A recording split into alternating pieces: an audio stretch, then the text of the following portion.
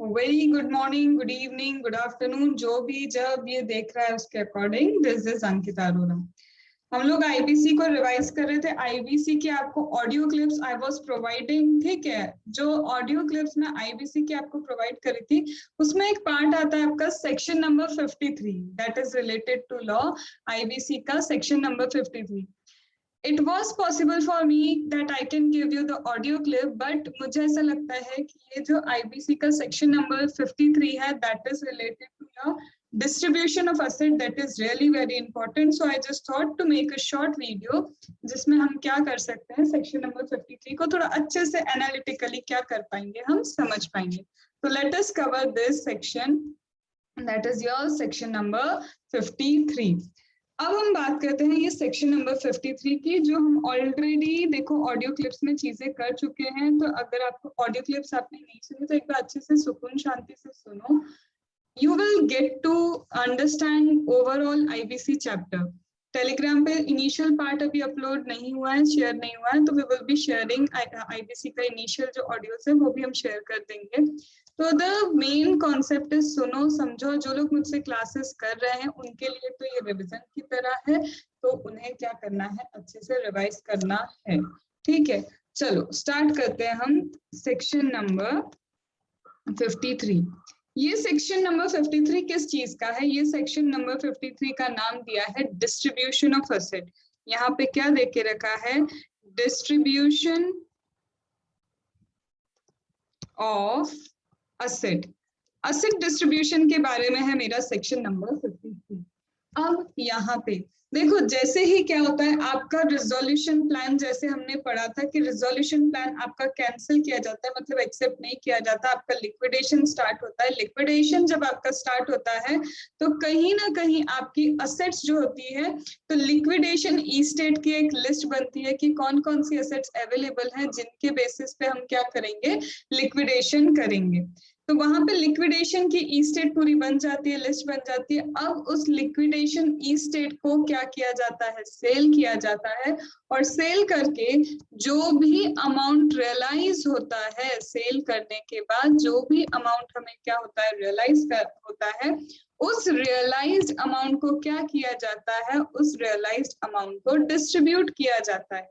That means यहाँ पे distribution of asset से मतलब ये है कि जो भी आपके पास लिक्विडेशन हुआ था, लिक्विडेशन के टाइम जो भी आपके पास ई स्टेट थी, उन ई स्टेट्स को आपने सेल किया, और सेल करने के बाद आपको जो भी अमाउंट रियलाइज होता है, आप उस अमाउंट को क्या कर रहे हैं, डिस्ट्रीब्यूट कर रहे हैं।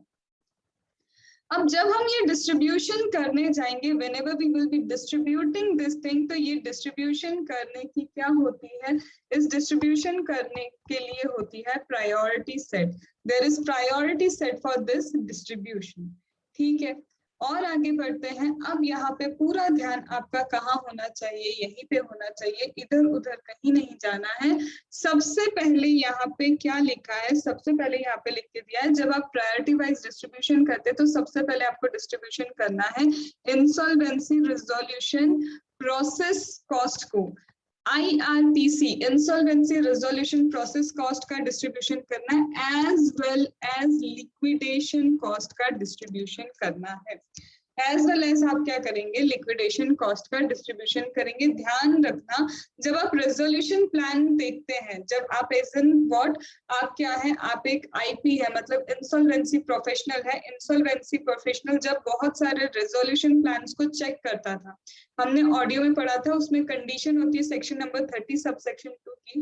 तो जब वो इंसॉल्वेंसी के रेजोल्यूशन प्लान में जब वो चेक करता है, तो सबसे पहले चीज ये चेक करता है कि क्या जो भी रेजोल्यूशन प्लान उसको दिया गया है, उस रेजोल्यूशन प्लान में इंसॉल्वेंसी रिजोल्यूशन प्रोसेस कॉस्ट, क्या उस प्लान में इंसॉल्वेंसी रिजोल्यूशन प्रोसेस कॉस्ट को प्रायोरिटी दी गई है। सबसे पहले ये पे होना चाहिए।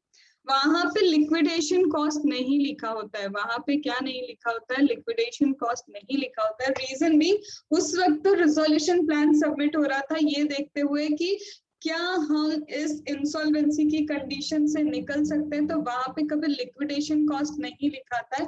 बट यहाँ पे अब हम कहाँ पे आ गए, अब हम आ चुके हैं distribution of the asset, that means already liquidation की प्रोसेस आप पे इनिशिएट हो चुकी है। तो यहाँ पे अब सबसे पहली प्रायोरिटी ये होगी कि आप क्या पे करें, इंसॉल्वेंसी रिजोल्यूशन प्रोसेस कॉस्ट भी पे करेंगे और साथ ही साथ आप लिक्विडेशन कॉस्ट भी क्या करेंगे, पे करेंगे। The very first thing that you are required to pay, the very first thing that you are required to pay is insolvency resolution process cost and liquidation cost. I hope ये चीज समझ में आ गई होगी। सेकेंड आपको यहाँ पे क्या पे करना है, सेकेंड आपको यहाँ पे करना है workman due, workman's due for 24 month preceding the liquidation commencement date। अच्छा, अगर मैं इसको यहाँ पे लिखना चाहूँ ना ओवरऑल इसको, तो can I right CIRP cost? Yes, हम लिख सकते हैं कि overall corporate insolvency resolution process की कॉस्ट हमें सबसे पहले पे करनी होती है। सेकेंड नंबर की प्रायोरिटी आती है आपको किसको पे करना है, यहाँ पे पूरा ध्यान होना चाहिए, आपको पे करना है वर्कमैन ड्यू, जो कब से है, कितने टाइम से ड्यू है, that are due for 24 month, that are due for 24 month preceding what, preceding liquidation commencement date, liquidation commencement date, that are preceding what, liquidation commencement date। इस चीज को बड़ा ध्यान रखना पड़ेगा, लिक्विडेशन कमेंसमेंट डेट क्या होती है। और बोल रहे हैं सेकेंड नंबर पे आपको सबसे पहले प्रायोरिटी देनी है किस चीज को, आपको वर्कमैन ड्यू क्या करना है, पे करना है। क्या पे करना है, हमें वर्कमैन ड्यू पे करना है जो कम से कम 24 मंथ से क्या है, पेंडिंग है, जिसे हमने पे नहीं किया। क्या बस यहीं पे नहीं, इसके साथ सेम लेवल पे रैंकिंग आएगी, सेम लेवल पे रैंकिंग आएगी, जिससे मैं बोलती हूँ पेरी पासो। पेरी पासो मतलब जब रैंकिंग सेम होती है तो उसे हम बोलते हैं पेरी पासो। तो यहाँ पे वर्कमैन के साथ आपको किसको रैंकिंग सेम देनी है, आपको देनी है सिक्योर्ड क्रेडिटर को सेम रैंकिंग देनी होगी। तो सिक्योर्ड क्रेडिटर, वो सिक्योर्ड क्रेडिटर जिन्होंने रिलिंक्विश किया है, किस चीज को रिलिंक्विश किया है, अपनी सिक्योरिटी को, रिलिंक्विश देयर सिक्योरिटी। हमने कल ही सेक्शन नंबर 52 ऑडियो क्लिप्स में देखा था, जिसमें था कि अगर आप क्या करते हैं, अपनी सिक्योरिटी को रिलिंक्विश करते हैं, क्या करते हैं आप अपनी सिक्योरिटी को, एक सिक्योर्ड क्रेडिटर क्या करता है, वो सोचता है मैं अगर सेल करूंगा इस सिक्योरिटी को, हो सकता है मैं इतना रियलाइज ना कर पाऊं जितना कि एक लिक्विडेटर कर सकता है। जनरली ये कंडीशन तब आती थी जब क्या होगा, आपने सपोज करो लोन 300 करोड़ का दिया, लेकिन आपके पास जो सिक्योरिटी है वो as compare to the loan that has been given, यहाँ पे क्या है, सिक्योरिटी कम है। सपोज मेरे पास लैंड एंड बिल्डिंग है, लैंड बिल्डिंग की कॉस्ट सपोज 150 करोड़ ही है, तो ऐसी केस में एक सिक्योर्ड क्रेडिटर को सोचना पड़ता है कि क्या मुझे अपनी सिक्योरिटी को रिलिंक्विश कर देना चाहिए, कि लिक्विडेटर सेल करेगा सारी चीजें और वो मुझे पे करेगा, या फिर मुझे ही इस पावर को एक्सरसाइज करना चाहिए कि मुझे रिलिंक्विश नहीं करना है, मैं सेल करूंगा, सेल करके मैं अपना डेट रियलाइज करूंगा। तो यहाँ पे सेकंड नंबर पे क्या आता है, आपको पूरी तरह से किसको रिस्पेक्ट देना होगा, सिक्योर्ड क्रेडिटर जिसने अपने राइट्स को रिलिंक्विश किया है, मतलब लिक्विडेटर के हाथ में छोड़ा है कि आप क्या कीजिए, इन असेट्स को सेल वगैरह करके जो मेरे लिए बेस्ट आउटकम हो सकता है, वो बेस्ट आउटकम क्या करिए, आप निकालिए। अब मेरी बात थोड़ी सी ज्यादा ध्यान से सुनना, यहाँ पे जैसे ही आपको लिक्विडेशन के लिए जो भी रियलाइज होता है कैश, सबसे पहले आप इन्हें पे करते हैं। सेकंड नंबर पे आपको वर्कमैन ड्यू पे करना है, जो लिक्विडेशन की डेट से आप देखोगे, लिक्विडेशन की डेट से 24 मंथ्स प्रीसीडिंग लिक्विडेशन डेट, अगर ये मेरी लिक्विडेशन डेट है तो यहाँ से 24 मंथ्स तक क्या हो रहा है, ये लिक्विडेशन डेट से 24 मंथ्स तक अभी तक उनका पेमेंट ड्यू है। ओके, अब मेरा फोकस सबसे पहले किस पे जाने वाला है, ये वर्कमैन कौन है, वर्कमैन कौन है, मेरा दूसरा फोकस होगा ये लिक्विडेशन डेट क्या है। तो लिक्विडेशन डेट अगर मैं आपको क्लियरली समझाऊं तो हमने देख के रखा है जिस दिन आपके एडजुडिकेटिंग अथॉरिटी ने आपका रिजोल्यूशन प्लान क्या कर दिया था, जब आपके रिजोल्यूशन प्लान को, ये रिजोल्यूशन प्लान है राइट, एडजुडिकेटिंग अथॉरिटी ने आपके रिजोल्यूशन प्लान को क्या कर दिया था, कैंसिल कर दिया था, तो ये वही डेट है जहां से आपकी लिक्विडेशन कमेंस हो जाती है। तो सेक्शन नंबर 33 जहाँ पे आपके रिजोल्यूशन प्लान को कैंसिल किया जाता है, एंड प्लान को कैंसिल करने के बाद मतलब आपका रिजोल्यूशन प्लान कैंसिल करना इन सेंस एडजुडिकेटिंग अथॉरिटी आपके रिजोल्यूशन प्लान को रिजेक्ट कर रहा है कि ये प्लान नहीं चलेगा, ये रिजोल्यूशन प्लान नहीं चलेगा, तो उस दिन आपका लिक्विडेशन क्या हो जाता है, कमेंस हो जाता है। ये वो डेट है जब आपका क्या होता है, लिक्विडेशन कमेंस होता है। इस डेट से पहले 24 महीने 24 मंथ्स जिन जिन वर्कमैन का ड्यू है वो सारे सबसे पहले पे होंगे।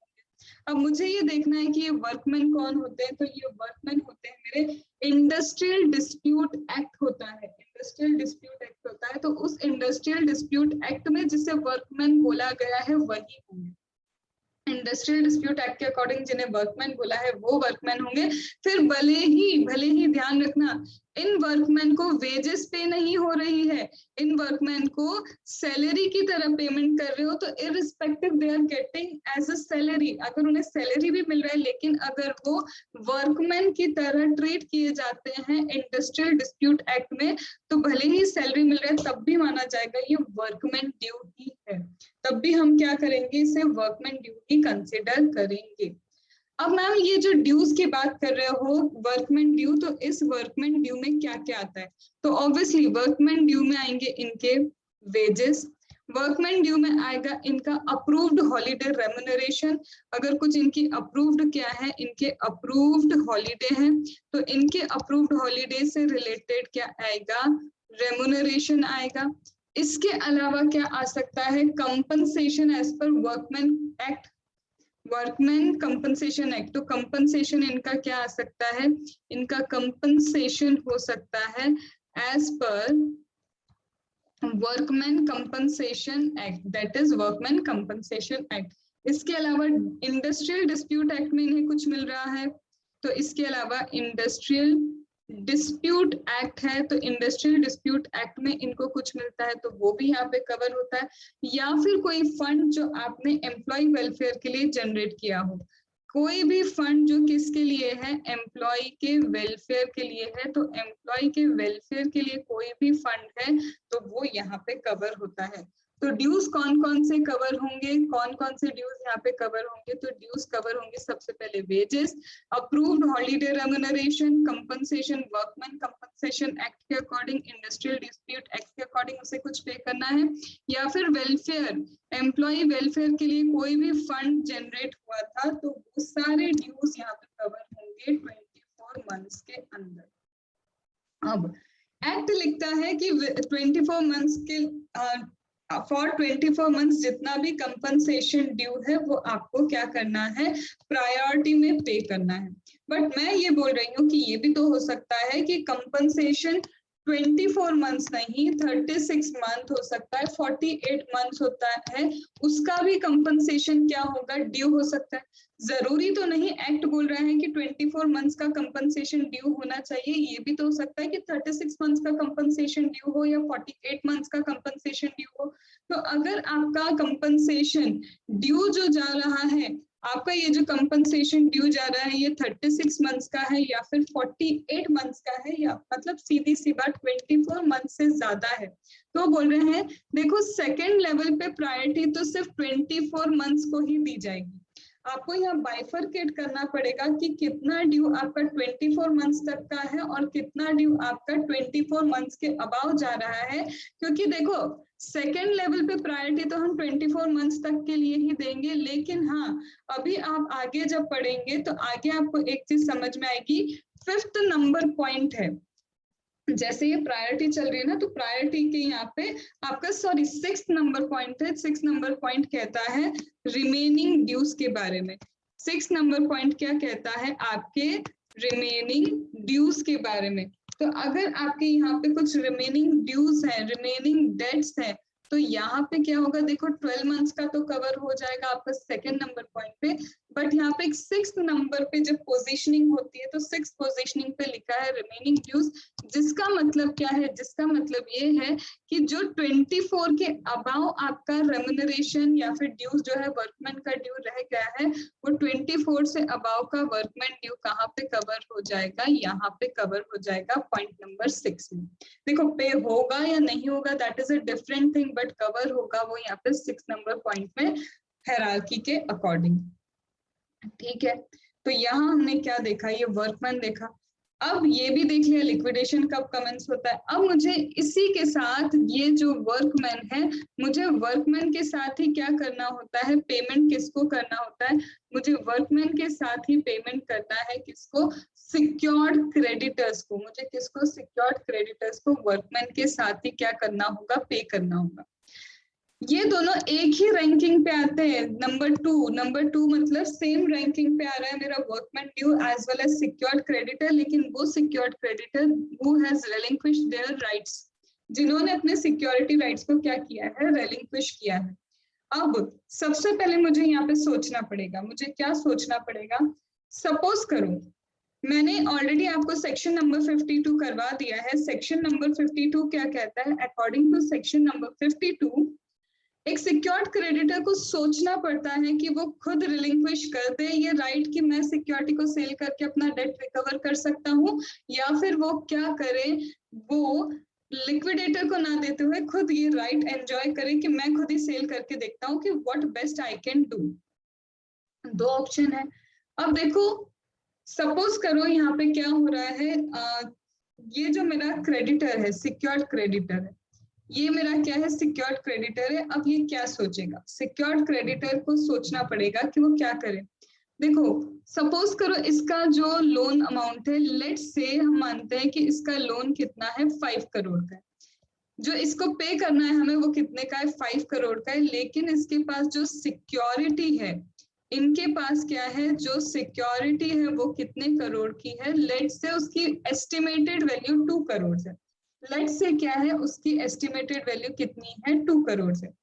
अब क्या हुआ, मैंने जैसे ही बोला था कब मुझे सिक्योर्ड क्रेडिटर को सोचना पड़ेगा कि उसे क्या करना है, क्या उसे खुद ये सिक्योरिटी सेल करनी है या वो लिक्विडेटर को रिलिंक्विश कर दे, तो वो तभी होगा जब आपके पास जो सिक्योरिटी है उसकी जो वैल्यू है एज कंपेयर्ड कम है, सिक्योरिटी की वैल्यू क्या है, कंपेरिजन में कम है। ठीक है, अब सबसे पहले यहाँ पे मुझे क्या सोचना पड़ेगा, ये एज अ सिक्योर्ड क्रेडिटर बोलता है कि अगर मैंने खुद ने सेल किया इस सिक्योरिटी को, ये जो 2 करोड़ की सिक्योरिटी है, if I would be selling it, चलो मैं 2 करोड़ उसका पूरा रिकवर भी कर लिया, मैंने इतने में सेल कर लिया उसको, लेकिन इस 2 करोड़ में से सपोज करो जो इंसॉल्वेंसी रिजोल्यूशन प्रोसेस कॉस्ट है वो लेट से होती है ओवरऑल टोटल 20 लाख की इंसॉल्वेंसी रिजोल्यूशन प्रोसेस होती है।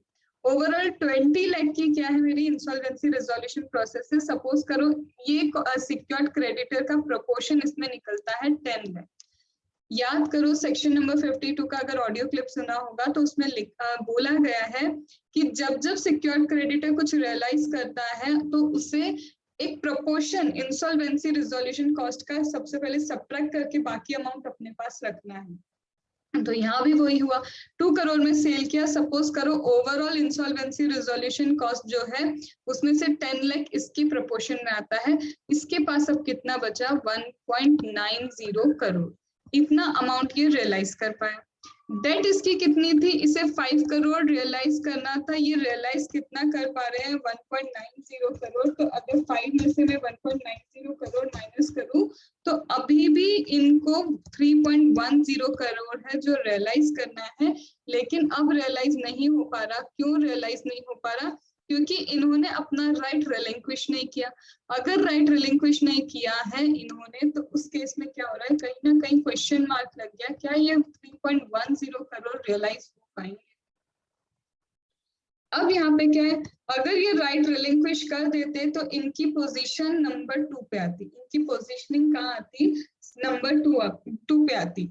लेकिन अगर इन्होंने राइट रिलिंक्विश नहीं किया तो अभी आप हायरार्की देखोगे तो हायरार्की में पॉइंट नंबर 5 आएगा। पॉइंट नंबर 5 में क्या दिया है, हमें सेंट्रल गवर्नमेंट या स्टेट गवर्नमेंट को जो अमाउंट पे करना है, जो सेंट्रल गवर्नमेंट और स्टेट गवर्नमेंट का 2 ईयर्स से ड्यू चल रहा है, 2 years from the liquidation date, तो 2 years from the liquidation date, liquidation जब से आपका क्या हुआ है, कमेंस हुआ है, तो लिक्विडेशन कमेंस होने से पहले के 2 years आप काउंट करेंगे। सेंट्रल गवर्नमेंट का जो भी ड्यू पेंडिंग है वो साथ में वो सिक्योर्ड क्रेडिटर को हम पे करेंगे, उस सिक्योर्ड क्रेडिटर को पे करेंगे जिसने क्या किया है, अपना सिक्योरिटी इंटरेस्ट रिलिंक्विश नहीं किया। इसने क्या नहीं किया, अपना सिक्योरिटी इंटरेस्ट रिलिंक्विश नहीं किया। मतलब अब समझो, पहले अगर आप रिलिंक्विश कर देते थे तो रिलिंक्विश करने से आपको सेकंड नंबर की पोजीशनिंग मिल रही थी। अगर आपने आपका राइट रिलिंक्विश करके लिक्विडेटर के हाथ में सारी चीजें दे दी होती तो सेकंड नंबर पे आपको पेमेंट हो जाता। और सेकंड नंबर पे पेमेंट कैसे होता है, ये आईआरपी को पेमेंट हुआ, आईआरपीसी पेमेंट हुआ, लिक्विडेशन कॉस्ट का पेमेंट हुआ, सेकंड नंबर पे वर्कमैन और आपको क्या हो जाएगा, पेमेंट हो जाएगा। हम देखेंगे यहाँ पे पेमेंट किस तरह से होता है, लेकिन पेमेंट आपको हो जाता। अब लेकिन आपने राइट रिलिंक्विश किया नहीं। जब आपने राइट रिलिंक्विश नहीं किया तो अब आपकी पोजीशनिंग कहाँ पहुंचेगी, अब आपकी पोजीशनिंग पहुंचेगी यहाँ पे 5th नंबर पे। मतलब देखो, अगर आपने राइट रिलिंक्विश नहीं किया तो आप क्या करेंगे, 1.9 करोड़ तो आपने सेल करके रियलाइज कर ली, वो जो 3.10 करोड़ है वो 5th नंबर पे आएगा। अब कितना रियलाइज हो सकता है कितना नहीं, क्योंकि ऑलरेडी जो पर्सन, जो कॉर्पोरेट डेटर लिक्विडेशन में जा रहा है तो पहले के लोगों का कितना पेमेंट है, क्या है, आपको क्या पता। हो सकता है 3.10 करोड़ में से आपको हो सकता है 1 करोड़ रियलाइज हो सकता है 2 करोड़ हो सकता है रियलाइज ना भी हो। अब कोई श्योरिटी एंड गारंटी नहीं है।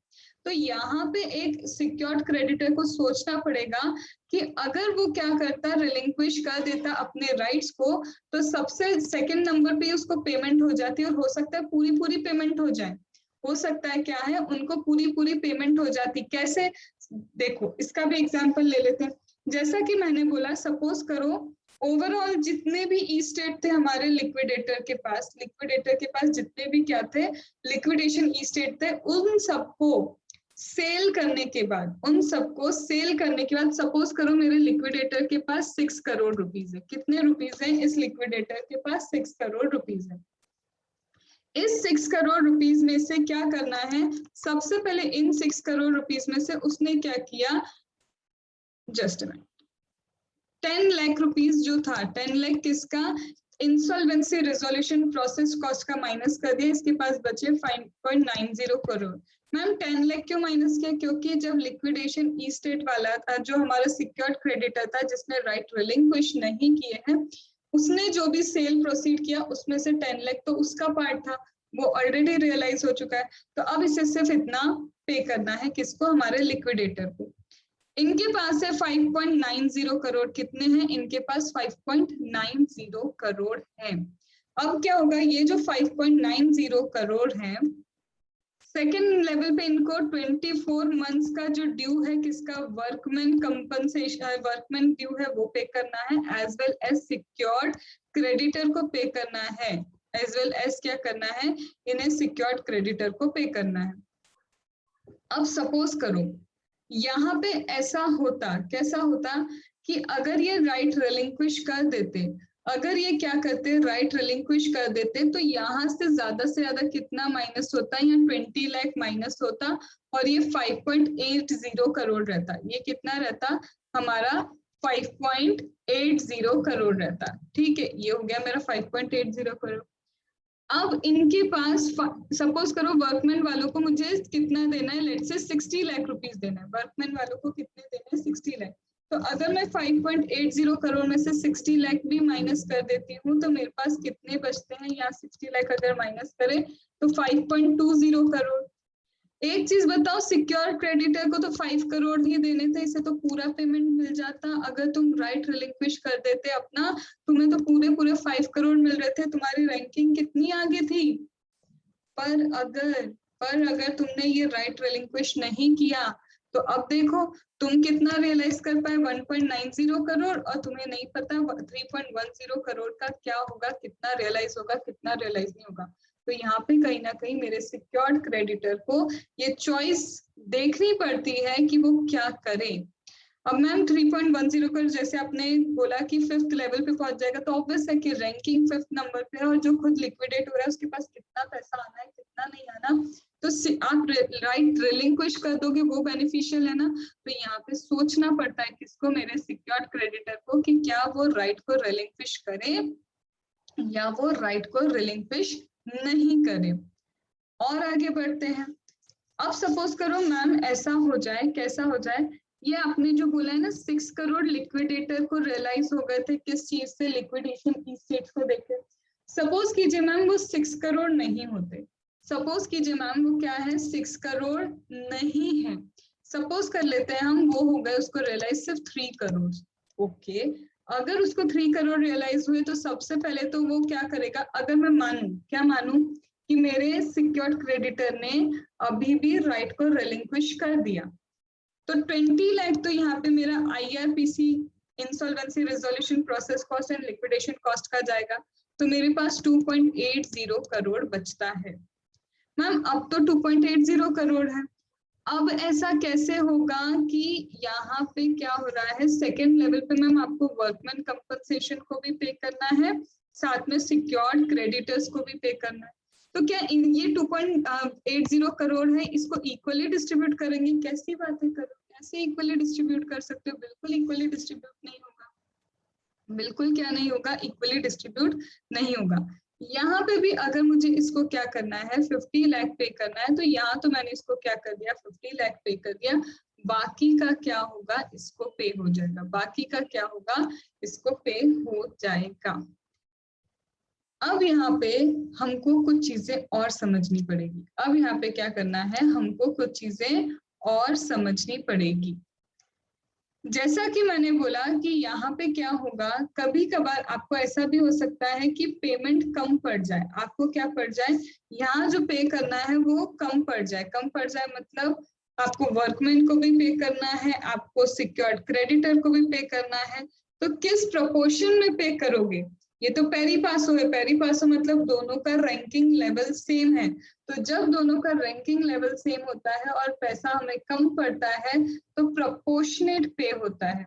अब प्रोपोर्शनेट पे का मतलब क्या, सपोज करो 50 लाख पे करने थे मुझे वर्कमैन को और 5 करोड़ पे करने थे किसे, मुझे मेरे सिक्योर्ड क्रेडिटर को, तो इसका रेशियो कितना निकलता है, इसका रेशियो निकलता है 1:10।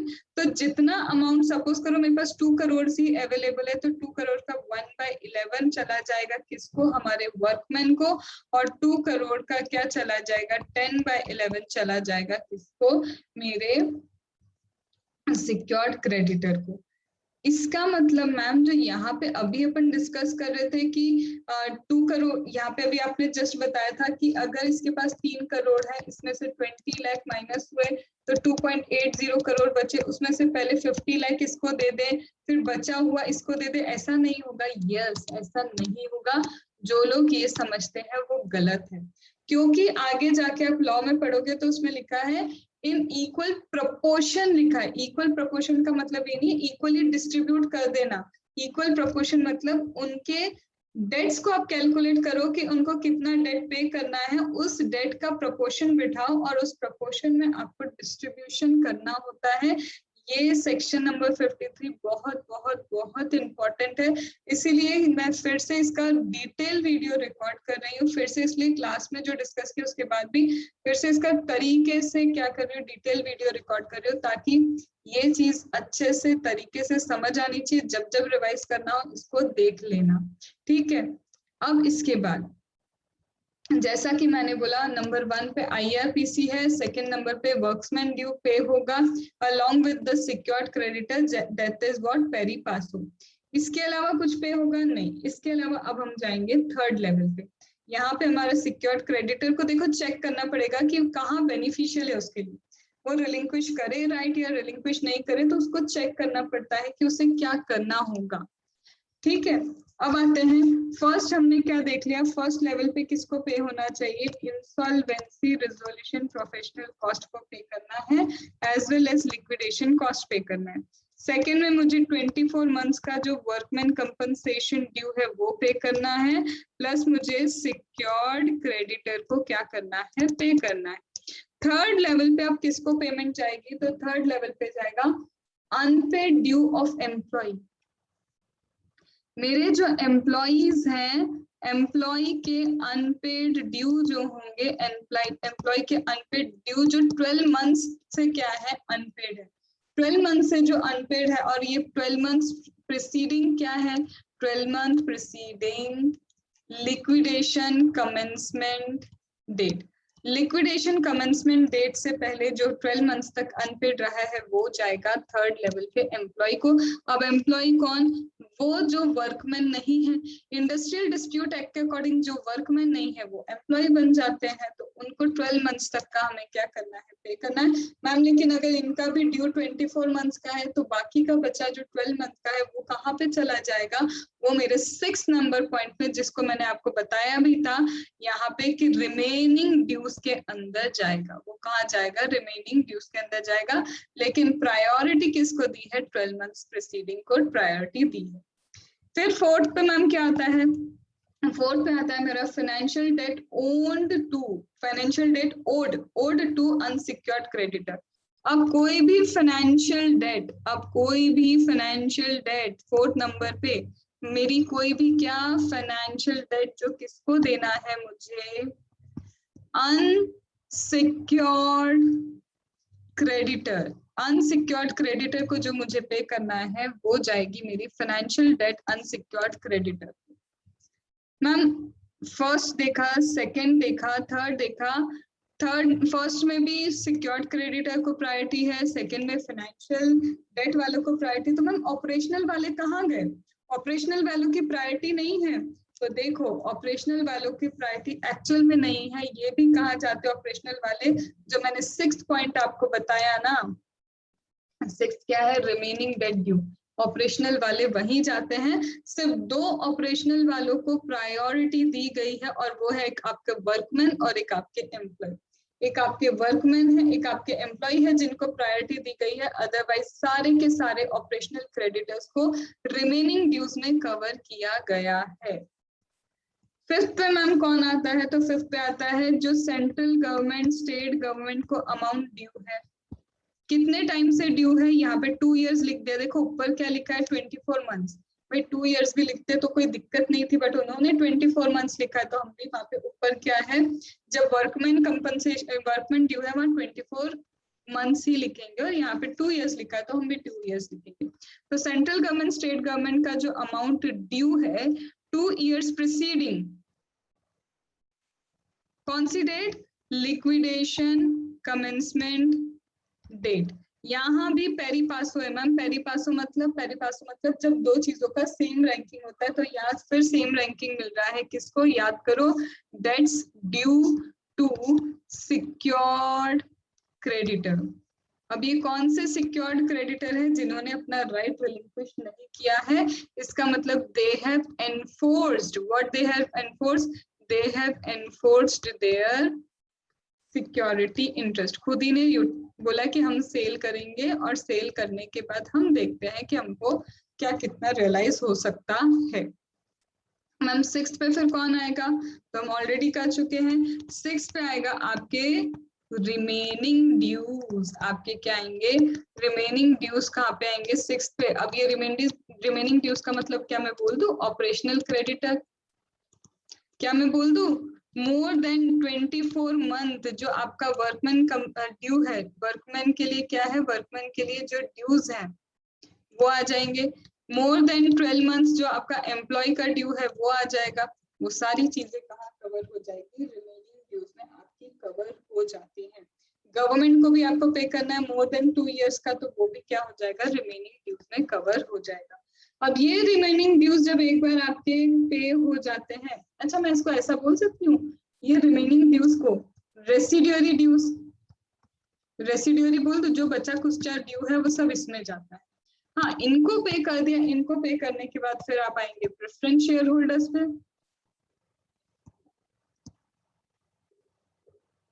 और इनको भी पे कर दिया, तो लास्ट में आप पे करेंगे आपके इक्विटी शेयर होल्डर, इनको पे करेंगे।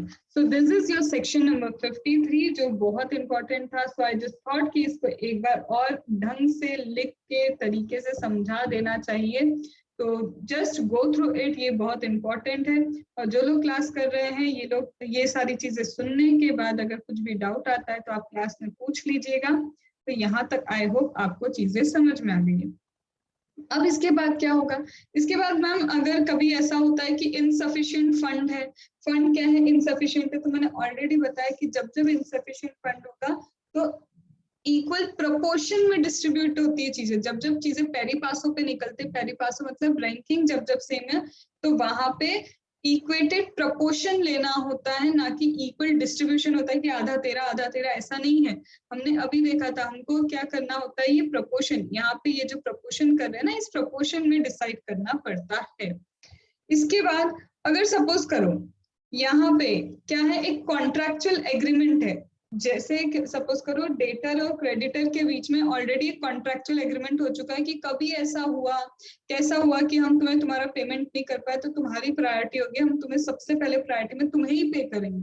तो वो बोलते हैं कि कॉन्ट्रैक्चुअल एग्रीमेंट में कहीं भी कुछ भी लिखा हो तुमने, लेकिन जब भी लिक्विडेशन होगा तो सेक्शन 53 की हायरार्की ही फॉलो करनी है, उसके ही रैंकिंग को फॉलो करना है। दैट मींस कॉन्ट्रैक्चुअल एग्रीमेंट को ओवरराइड करता है मेरा सेक्शन नंबर 53। जब जब आप क्या करोगे, लिक्विडेटर की फीस पे करोगे। सपोज करो अब ऐसा हो गया कि देखो लिक्विडेशन हो रहा है, डन, लिक्विडेशन हमारा हो रहा है। अब क्या हो रहा है, एक साथ पहले सारी एसेट्स को सेल करें, पैसे को इकट्ठा करें, फिर पे करें। तो लिक्विडेटर क्या कर रहा है, जैसे जैसे सेल होती जाती हैं एसेट्स वैसे वैसे वो पेमेंट करता जा रहा है। तो ऐसे केस में लिक्विडेटर की फीस जैसे जैसे पेमेंट रियलाइज होता है वैसे वैसे प्रोपोर्शनेट बेसिस पे लिक्विडेटर अपनी फीस क्या करता जाता है, लेते जाता है। ये चीज यहाँ पे देख के रखी हुई है। कभी भी कोई और लॉ कुछ और बोले, जैसे वाइंडिंग अप की बात करते हैं, वाइंडिंग अप में सेक्शन 327, 328, 326, 327 एंड 328 है, वहां पे प्रायोरिटी देख के रखी। वाइंडिंग अप का सेक्शन अलग प्रायोरिटी बताता है और आईबीसी के सेक्शन में तुमने ये देखी, ये प्रायोरिटी अलग है। तो ऑलवेज आईबीसी ओवरराइड करेगा, कोई और लॉ में या फिर कहीं भी कोई और सेक्शंस दे के रखें तो वो अप्लाई नहीं होंगे, आईबीसी के सेक्शंस ही अप्लाई होंगे। अब जैसे ही क्या हो गया, सारी एसेट्स को आपने सेल वगैरह कर दिया, आपके पास पैसा इकट्ठा हो चुका है, तो लिक्विडेटर क्या कर सकता है, जरूरी नहीं है पूरे सबको पेमेंट हो जाए। फिर से सुनना, जरूरी नहीं है सबको पेमेंट हो जाए। लिक्विडेटर क्या कर सकता है, लिक्विडेटर आपके एडजुडिकेटिंग अथॉरिटी को एक एप्लीकेशन दे सकता है। क्या एप्लीकेशन देगा कि देखो यहाँ पे हमने सेल कर दी है सारी एसेट्स, अब आप इस कॉर्पोरेट डेटर को क्या कर सकते हैं, लिक्विडेट तो हो चुका है, लिक्विडेट हो ही रहा है ये, इसका डिसोल्यूशन कर दीजिए। हमने डे 1 पे समझा था आईबीसी में, डिसोल्यूशन मतलब आपकी लीगल जो आपका लीगल प्रोसीडिंग्स होती है ना, आपका जो लीगल स्टेटस होता है, लीगल स्टेटस भी आपका खत्म हो जाता है। तो यहाँ पे आप एडजुडिकेटिंग अथॉरिटी को एप्लीकेशन देंगे कि इस कॉर्पोरेट डेटा को लिक्विडेट कर देना चाहिए। फिर adjudication authority, adjudicating authority order pass करेगा डिसोल्यूशन का, डिसोल्व कर देना चाहिए, तो डिसोल्यूशन का ऑर्डर पास करेगा। ये डिसोल्यूशन के ऑर्डर जैसे ही आएगा उस दिन से from the date of order of adjudicating authority हमारा कॉर्पोरेट डेटर डिसॉल्व हो जाएगा, उसका लीगल स्टेटस ही खत्म हो जाएगा। जरूरी नहीं है सबको पेमेंट हो चुका हो, डिसोल्यूशन पेमेंट के पहले भी हो सकता है, बस सारी एसेट्स सेल आउट हो जानी चाहिए। साथ ही साथ with in 7 days from the copy of the order, जैसे ही आपको ऑर्डर की कॉपी मिल रही है, जैसे ही क्या होगा, हमें ऑर्डर की कॉपी मिल रही है, तो इस ऑर्डर की कॉपी किसको जाएगी, फॉरवर्ड की जाएगी उस अथॉरिटी को भी जिसमें हमारा ये कॉर्पोरेट डेटर रजिस्टर्ड है। तो सपोज मेरा कॉर्पोरेट डेटर रजिस्टर्ड है एमसीए पे, तो वहां पे उस अथॉरिटी को भी क्या जाएगा, इस ऑर्डर की कॉपी विद इन 7 days जाएगी कि इस कॉर्पोरेट डेटर को डिसॉल्व किया जा रहा है, ताकि वहां से भी उसका नेम क्या हो पाए, स्ट्राइक ऑफ हो पाए। आई होप यहाँ पे आपको एक बार मैंने ओवरऑल फिर से रिव्यू करवाया है आपके सेक्शन नंबर 53 का, वेरी इंपॉर्टेंट। तो this will be really very helpful for you. और इसके साथ हमारा आईबीसी खत्म होता है। ऑडियो ऑलरेडी सारे आईबीसी के डल चुके हैं, मैं आज ही शेयर करवा दूंगी आईबीसी के जो इनिशियल ऑडियो हैं। तो जो स्टूडेंट्स किसी भी रीजन से क्लास नहीं कर पा रहे या फिर जिनका ऐसा हो चुका है कि पहले हमने क्लासेस कर ली, बस एक सुन के भी चीजें हो जाएगी, कोई ढंग से सुना दे, तो आप एक बार इन वीडियोस को या फिर इन ऑडियो को रेफर कर सकते हैं। ये वीडियो स्पेसिफिकली इसलिए रिकॉर्ड किया क्योंकि ऑडियो में बोल के चीजें समझ नहीं आती, तो इसलिए मैंने लिख के बकायदा इसको रिकॉर्ड किया है। Hope it would be beneficial for you, और अगर बेनिफिशियल है तो do share it with your friends, ताकि वो भी क्या कर पाए, इसे अच्छे से यूटिलाइज कर पाए। ओके, तो चलिए अब हम नेक्स्ट हमारा टॉपिक मोस्ट प्रोबेबली हम उठाएंगे सेबी एलओडीआर, तो उसको भी समझते हुए चलेंगे। ठीक है, ओके।